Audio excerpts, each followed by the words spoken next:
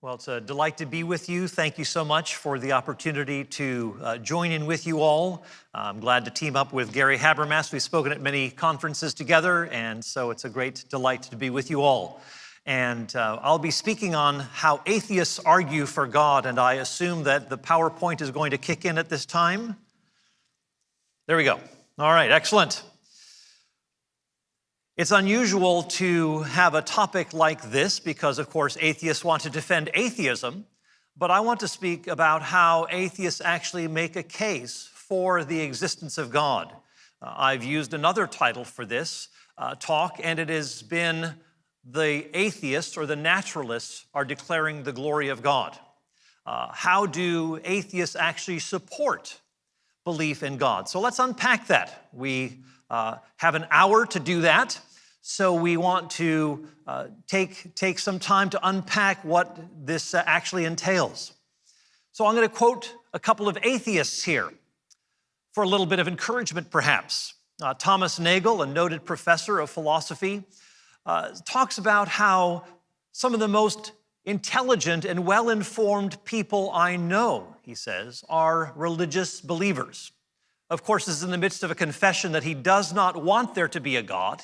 He doesn't want there to be a universe like that, but he candidly acknowledges that when it comes to intellectual competence, religious believers they do pretty well.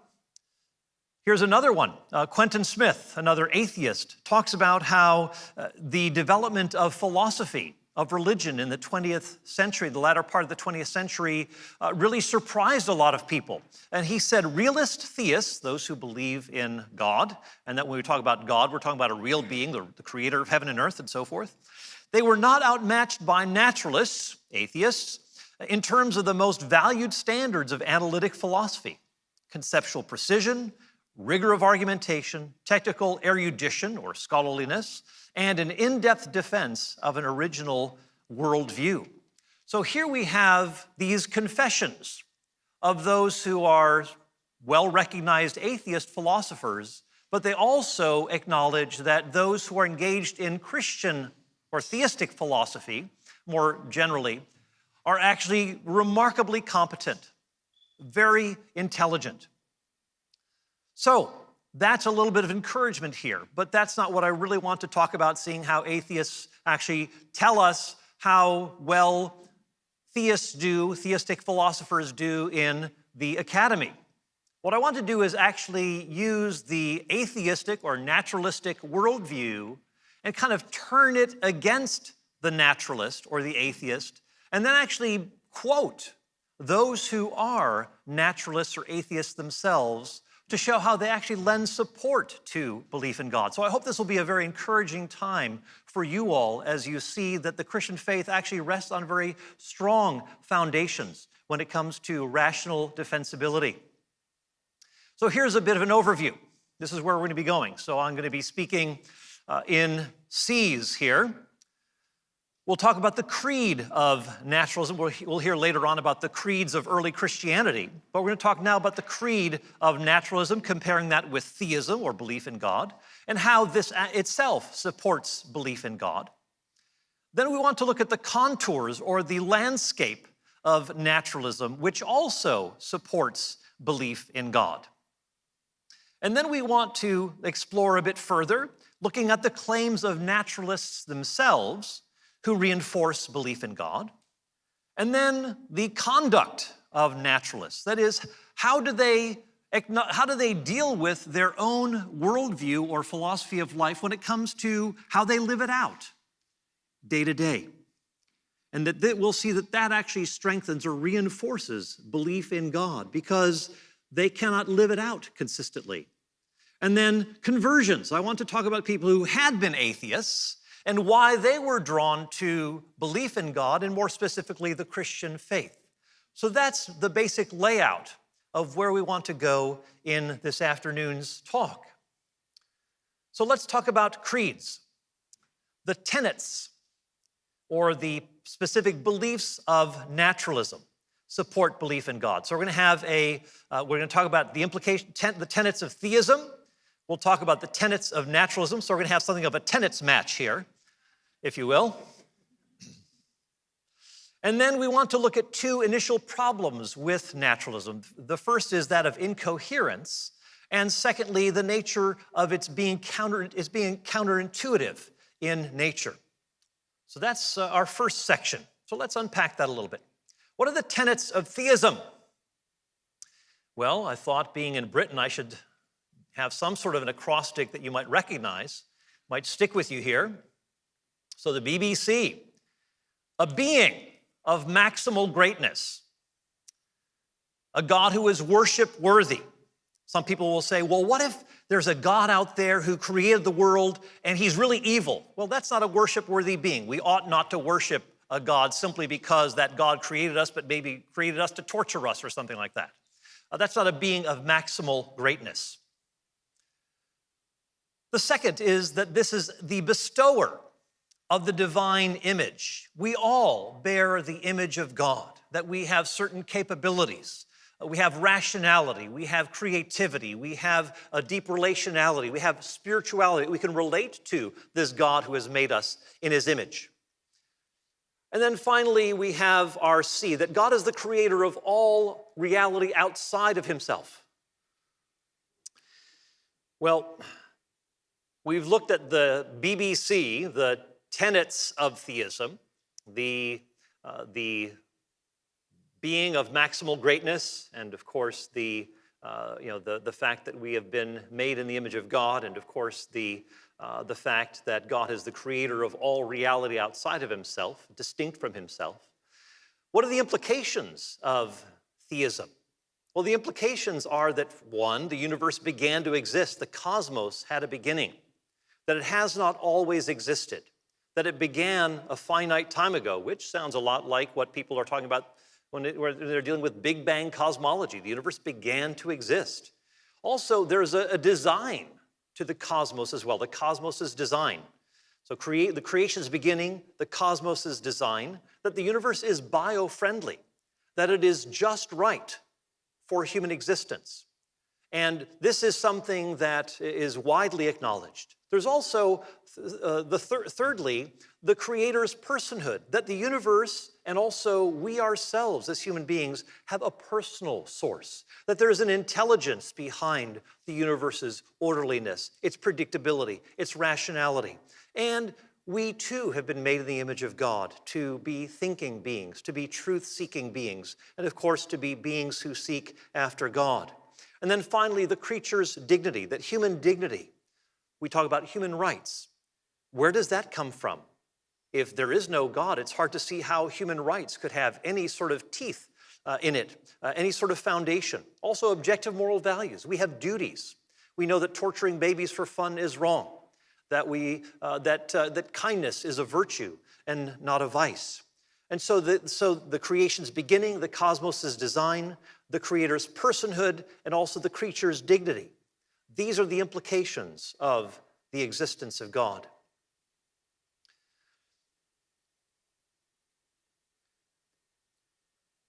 Now let me talk about the tenets of naturalism. And I want to highlight three features of naturalism or atheism. It's basically a version of atheism, but naturalism is the idea that nature is all that there is. So when it comes to reality, when it comes to metaphysics, the naturalist says that matter is all the reality that exists. We can call this materialism.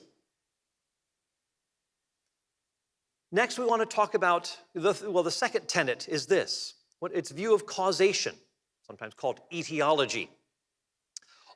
All events are physically determined by prior physical causes going all the way back to the Big Bang. So we're talking about determinism here, that there is no genuine free will. We can't really talk about moral responsibility for our actions.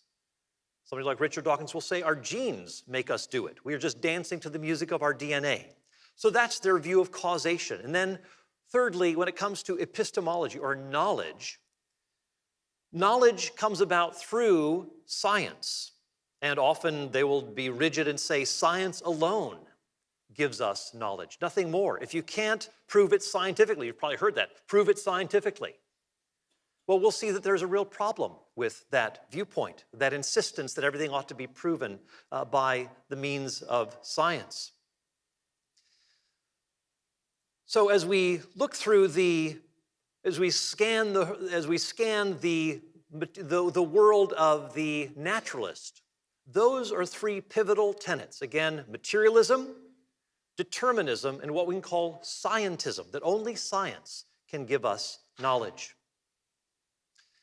So what are the implications then for naturalism? Well, there is no, obviously, supernatural, no God, no angels. There are no signs and wonders, what we would call miracles.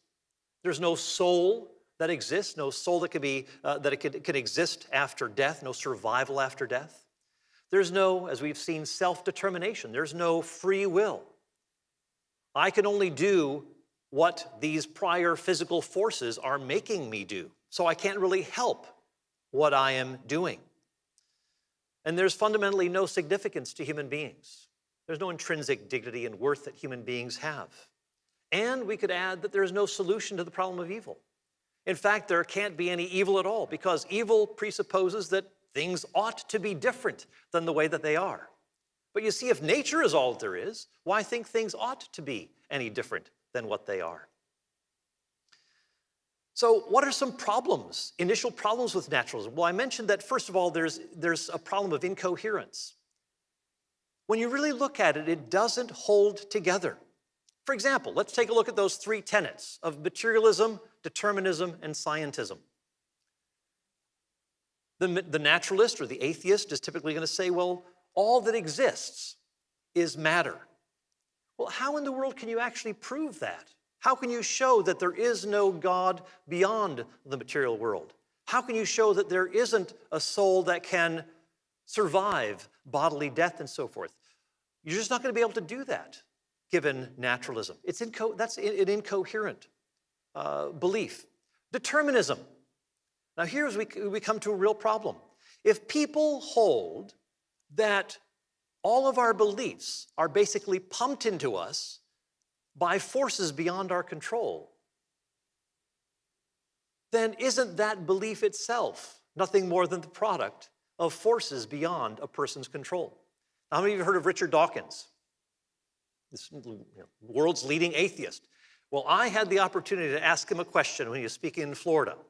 I was the first one up to the microphone. He was speaking at Nova Southeastern University, and I asked him this question. I said, if the naturalist or the atheist and the theist believe according to non-rational forces over which they have absolutely no control, how is it that you think that the naturalist is more rational than the believer in God? Neither can help believing what he believes. So it's not a credit to the naturalist that he's more rational, because he can't help his beliefs any more than the theist can. A very interesting problem. We'll perhaps come back to that if we have time. So materialism is a problem. How can you prove that there is nothing beyond the material world? Determinism. If you believe that, you can't help believing it. How can you basically are just believing something that you're not responsible for. You're not rational. That belief is produced by non-rational forces. And if you're right, it's just by accident, by luck. And then thirdly, scientism.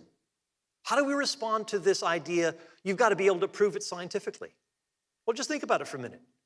If you say you have to prove something by science, that science alone gives us knowledge, well, the problem with that is, how can you scientifically prove that all knowledge must be scientifically provable?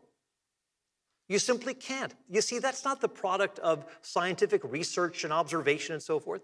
That is simply the result of a philosophical assumption being articulated. So materialism, determinism, scientism, these are all fundamentally problematic. So there's the problem of incoherence. Secondly, there's the problem of being counterintuitive. Naturalism fundamentally denies what we take to be commonsensical, what we take for granted about us as human beings. So there are people, now some people might say, well, I'm not that kind of atheist. I'm not that kind of naturalist. I think that human beings are more than just molecules in motion. That we are much more than the sum total of our physical parts that are moving about and these physical chemical processes and so forth. Well, that may be, I think that's very interesting if you say that there is this, that we're much more than that we have dignity and worth, that we have free will and so forth. But the question then becomes, how do you actually support that if we have come from a series of mindless, valueless, deterministic, non-conscious, physical processes? How do you actually arrive at human beings with dignity and worth and free will and moral responsibility and having value and being conscious beings and so forth? That just doesn't square with that kind of background that you're talking about. So ultimately, we're going to have to go back to, I think, that more strict understanding of naturalism, that it just is not going to make sense. You're going to have to borrow from a view like theism or belief in God in order to support that. Here's an interesting quotation from John Searle, who's a philosopher at the University of California at Berkeley. He says, there is exactly one overriding question in contemporary philosophy. How do we fit in? How can we square this self-conception of ourselves as mindful, meaning-created, free, rational agents with a universe that consists entirely of mindless, meaningless, unfree, non-rational, brute physical particles? You see, I think the theist is in the driver's seat here. The theist has a context for affirming these things that many, even naturalists, take for granted about human beings. This is very interesting. Here's a very revealing quotation from John Searle. And I think this is the fundamental problem with naturalism. He says, physical events can only have physical explanations, and consciousness is not physical. So consciousness plays no explanatory role whatsoever. If, for example, you think you ate because you're consciously hungry, or got married because you're consciously in love with your prospective spouse, or you withdrew your hand from the flame because you consciously felt a pain, or you spoke up at a meeting because you consciously disagreed with the main speaker, get this, you are mistaken in every case. In each case, the effect was a physical event and therefore must have an entirely physical explanation. Well, you know what's interesting? John Searle's own statement is nothing more than the product of these non-rational physical processes over which he has no control. If he's right, it's just sheerly by accident. So we have to ask the question, why should we deny what seems so obvious to us? That, for example, human beings have dignity and worth, that human beings are morally responsible for their actions. I mean, we don't tell the judge in a court of law, Your Honor, my genes made me do it. I couldn't help it.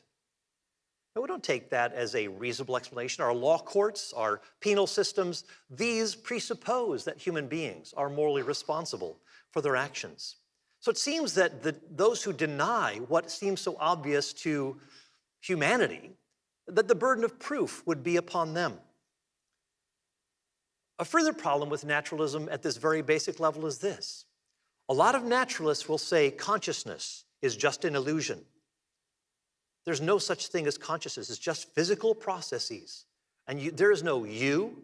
There is no inner awareness. That's just an appearance. But you don't really have this inner experience. Or they'll say that morality is just an illusion to get us to survive and reproduce. Or they will say that free will is just an illusion. Now, what's interesting about that is, how do they know that it's an illusion? How do they know that everyone else is being tricked, but they are the ones who have the inside scoop? They're the ones who know better. One of the persons who discovered the makeup of the DNA, the double helix, Francis Crick said this. He says that your joys, your sorrows, your sense of identity and free will, these are nothing more than the behavior of a vast assembly of nerve cells and their associated molecules. He says, that common sense idea that you've got free will, that you've got this sense of identity, that's just an illusion.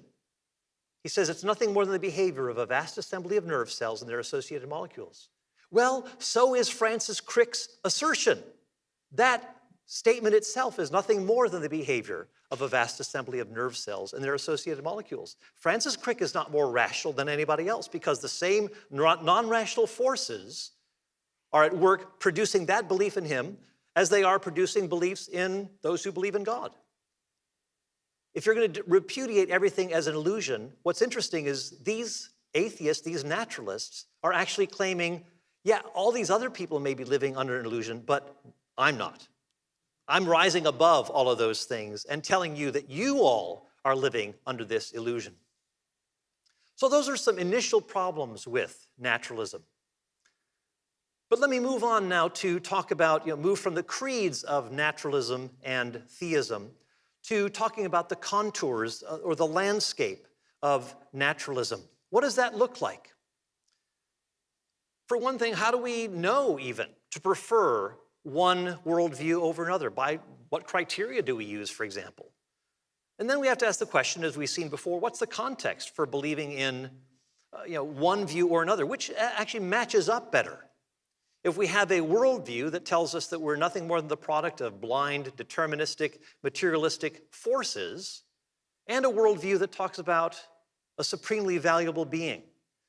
When it comes to the criteria, what should we follow? When it comes to the context, what should we prefer?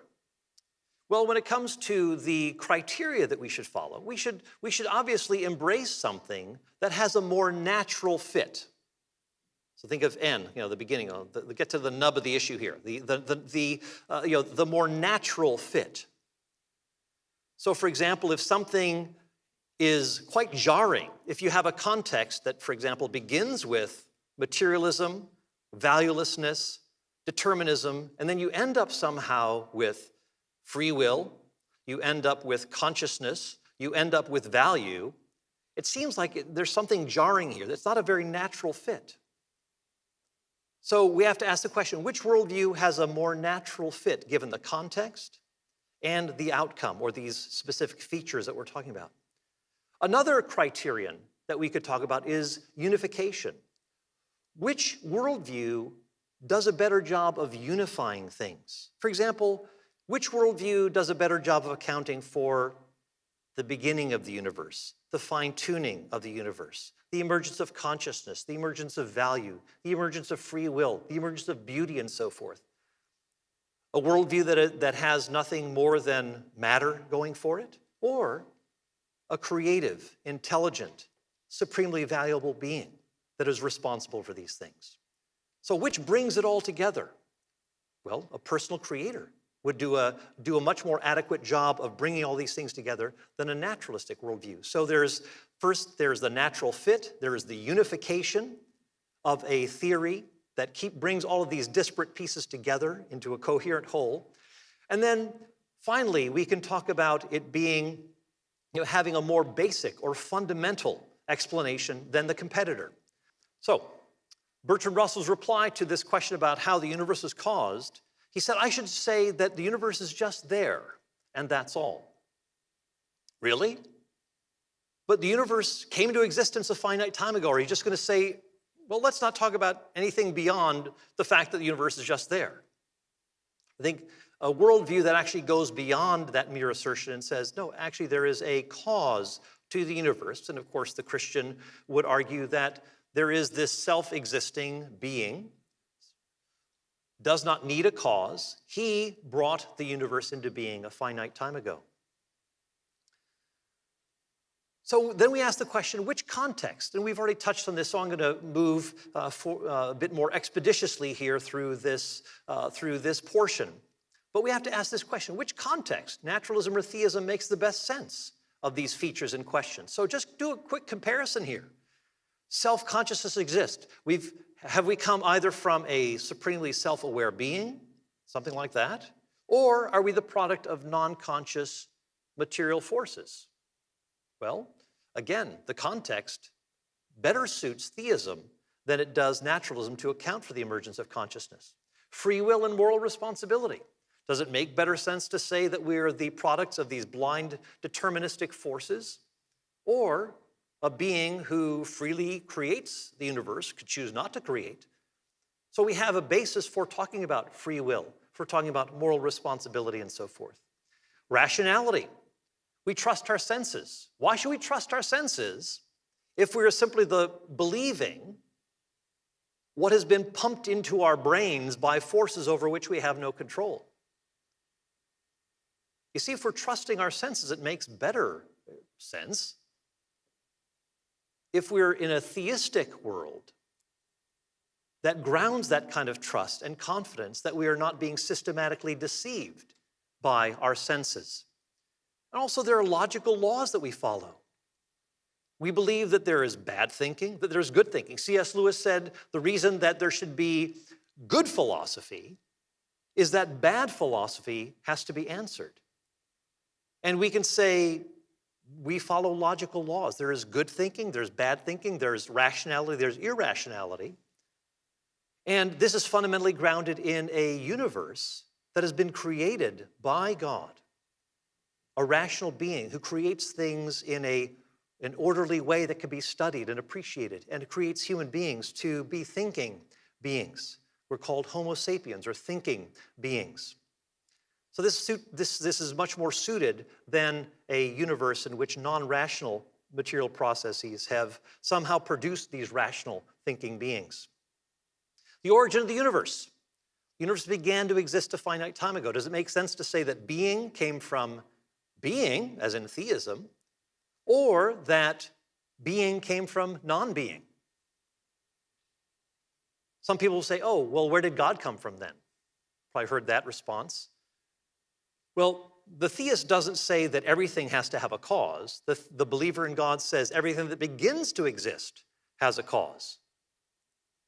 Some people say, well, how can something be eternally there?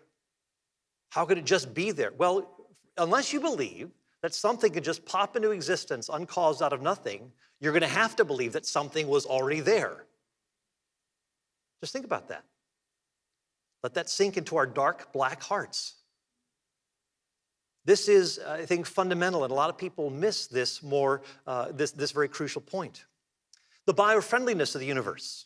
The universe is beautifully engineered for life. Well, this makes wonderful sense if a wise, intelligent being exists, but if things just happen to be right, cosmically, that is surprising. If God exists, then this sort of an outcome is highly probable. But if God doesn't exist, this is wildly improbable. Doesn't mean that it can't be wrong, but again, the theist is in a better position here. What about human values? Humans have dignity and worth. We take that for granted, as we said. But does that make sense in a world in which we are simply the products of valueless matter? Or if we've been created in the image of a supremely valuable being? The existence of beauty. Beauty exists in the universe. We take, even scientists will talk about beautiful or elegant equations, like Maxwell's equations for electromagnetism. Again, people see this as a beautiful sort of thing. Even scientists themselves will appeal to beauty, but why appeal to beauty as opposed to something that's inelegant or not so aesthetically pleasing? Why beauty? Well, that makes sense if there is this intelligent, creative being, but hard to account for if we're simply the products of these blind, deterministic forces. How do we even account for beauty? You see, God makes excellent sense. Consciousness, beauty, free will, personhood, rationality, duties, human value, and so forth. These make a lot more sense than if we are simply the products of a naturalistic world. Let me move to the claims.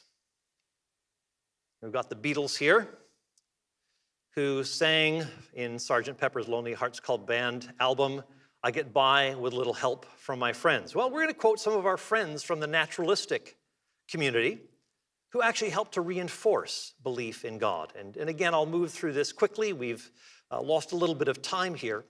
But how do our naturalistic friends help to reinforce the explanatory power of theism or the existence of God? Again, the heavens are declaring the glory of God, Psalm 19 says, but actually the scientific naturalists are also helping to declare the glory of God in their assertions. So when it comes to the beginning of the universe, here's a statement by John Barrow and Joseph Silk. I'm going to basically just be quoting naturalists here.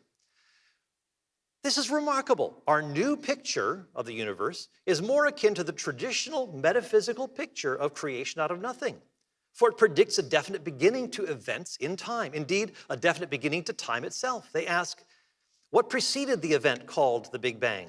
The answer to our question is simple: nothing. Think of how startling that is. What kind of a leap they have to make to say that this grand, expansive universe simply came from nothing. Popped into existence. Bam, there you have it. First there's nothing, and then there's this remarkable universe. Again, the theist says, I've got something better here. William Rowe, the late philosopher who's an atheist, says it must be acknowledged that the emergence of the Big Bang theory of the origin of the universe has given new weight to an argument for the existence of some sort of a creator. Consciousness. Again, I've got a ton of quotations here. I'm just giving you a sampling here. But Jeffrey Maddell, who says, the emergence of consciousness then is a mystery and one to which materialism signally fails to provide an answer. Again, that notion of no answer seems to be a repeated theme. David Papineau, Colin McGinn, remarkable quotation. How can mere matter originate consciousness? How did evolution convert the water of biological tissue into the wine of consciousness? Consciousness seems like a radical novelty in the universe, not prefigured by the after effects of the Big Bang. So how did it contrive to spring into being from what preceded it? How could physical events blossom into conscious experience? This is a deep problem in the philosophy of mind. Again, not a problem for the theist, but a serious problem for the naturalist. Free will and moral responsibility. We come back to Thomas Nagel again. He says, given naturalism, it's hard not to conclude that we're helpless and not responsible for our actions. But again, we just reject that in the very realities of everyday life. We do take responsibility for our actions. That's what parents teach their children. William Provine, free will as traditionally conceived simply does not exist. Did he freely articulate that? Or couldn't he help saying that? Well, of course, he doesn't want to be seen as someone who can't help saying that. He does believe in rationality and free will and so forth. It's interesting, Thomas Nagel, he says, those who deny consciousness, people like Daniel Dennett, he says, I'm reminded of the Marx Brothers line, who are you going to believe? Should be whom, by the way. But who are you going to believe, me or your lying eyes? In other words, if you're going to deny consciousness, you're going to have to be conscious in order to do so. If you say it's an illusion, well, a conscious person is the one who experiences an illusion. So Thomas Nagel, this atheist, says, that's all goofed up. You've got to do better than that. It just is so patently obvious that we are conscious beings, and the burden of proof, which has not been shown, the burden of proof is on those who would deny this very fundamental basic fact. So here's rationality. Noam Chomsky talks about how belief, that if we land on the truth, he says it's just largely a lucky accident, that there seems to be this partial convergence with our belief and the real world. Richard Rorty, he says that every speech, thought, theory, poem, composition, and philosophy will turn out to be completely predictable in purely naturalistic terms. So we can basically predict what Richard Rorty will believe. He can't help believing what he does. At least couldn't help believe what he did. The prediction of every sound or inscription of which will ever be uttered.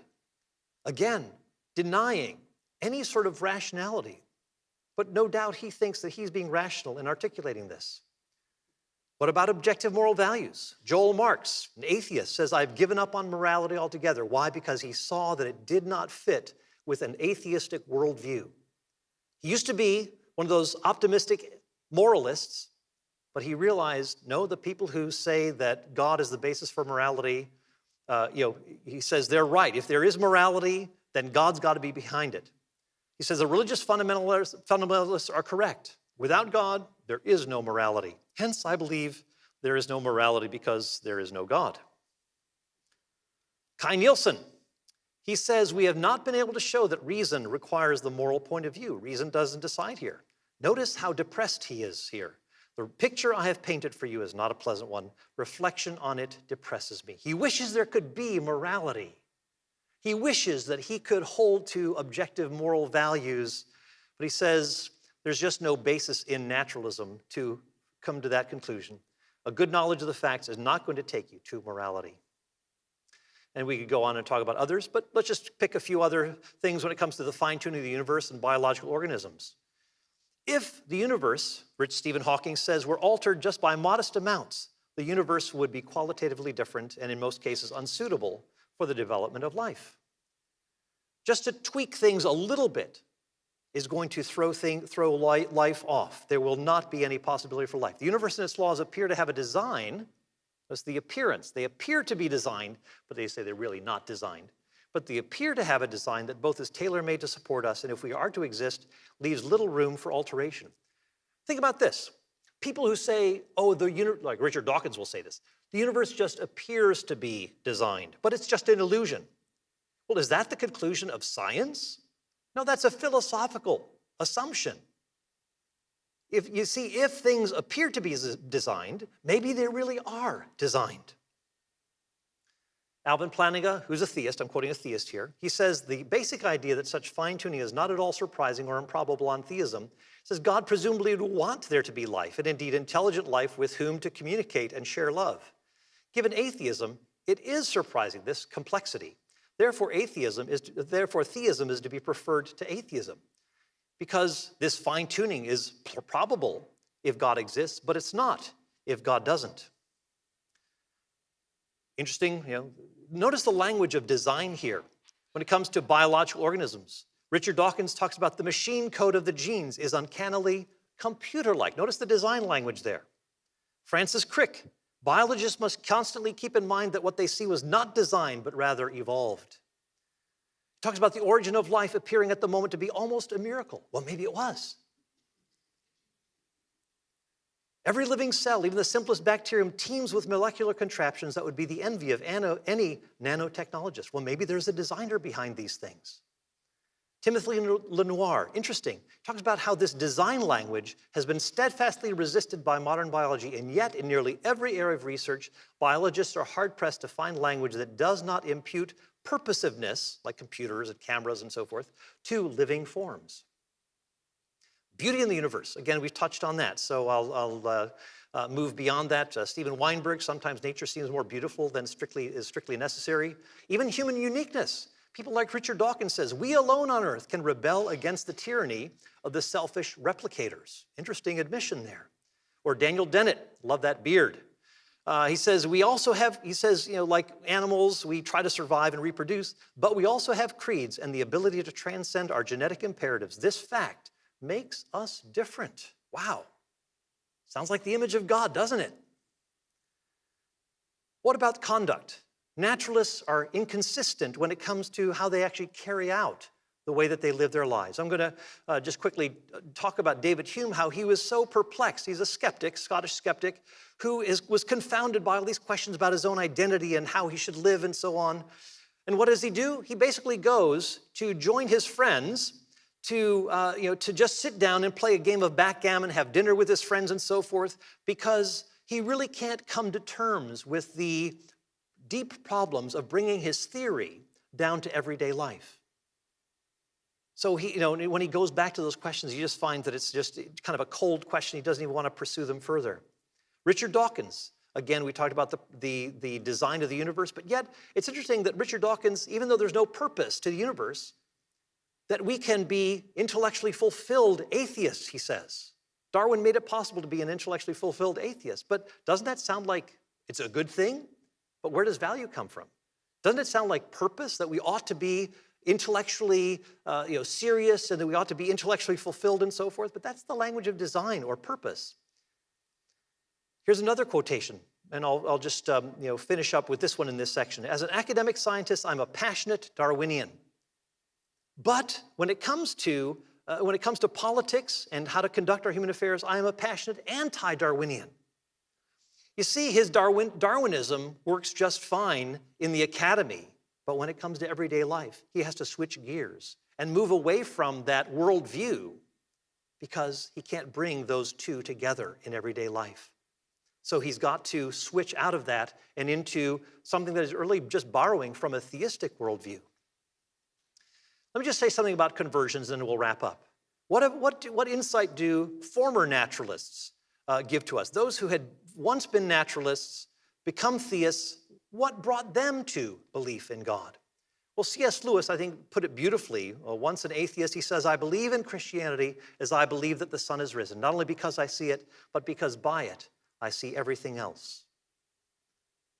In other words, it's not just that there are good reasons for God, but as you see the implications of God, the ripple effect of God in all of life, God makes so much more sense than the rejection of God does. As an atheist, he struggled with the problem of evil. He says, my argument against God was that the universe seems so cruel and unjust. But how had I got this idea of just and unjust? A man does not call a line crooked unless he has some idea of a straight line. What was I comparing the universe with when I called it unjust? In other words, if you're going to say that things ought to be different, how can you say that if you're a naturalist, if things are just the product of material forces? Why ought things to be any different than the way that they are? C.S. Lewis reflected on this. He said, no, if I'm saying that there's something that's evil, then I'm presupposing a kind of standard from which the evil is a deviation. And that makes better sense in a world in which God exists than in a world that God doesn't exist. Antony Flew, who abandoned his atheism, and again, thanks to the influence and input of people like Gary Habermas here, he embraced belief in God, and he said that this is supported by recent scientific discoveries. Well, what were those scientific discoveries that led him to change his mind? Well, the beginning of the universe, the Big Bang cosmology, the fine-tuning of the universe, the complexity of biological life, these things that we've been talking about here.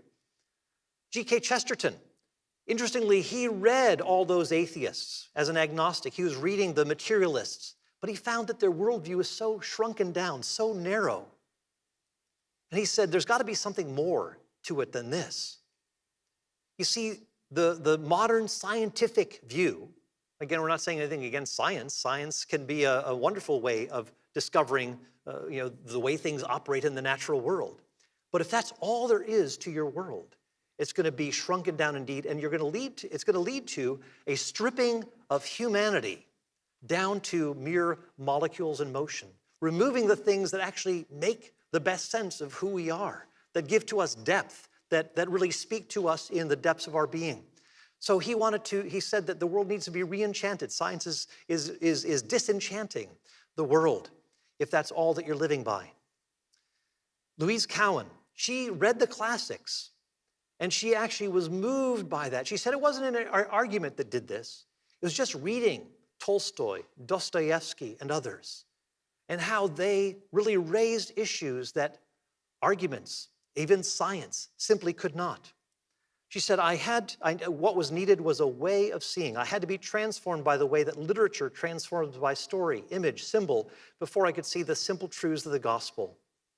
Above all else, this seems to be the chief value of what we call the classics. They summon us to belief in God. Here's an atheist. She was reading these classics, and this awakened in her belief in God. Even for things ordinarily considered certain, we moderns require proof. In this state of abstraction, we are cut off from the fullness of reality. Something has to reach into our hearts and impel us toward recognition.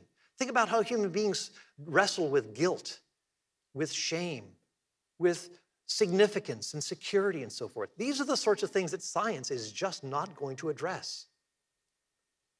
And so she realized that if I'm going to stick with science, it's going to be inadequate to account for who I am as a human being. G.K. Chesterton, I love this quotation. He says, we have returned to belief in God. He and a number of other intellectuals, we have returned because it is an intelligible picture of the world.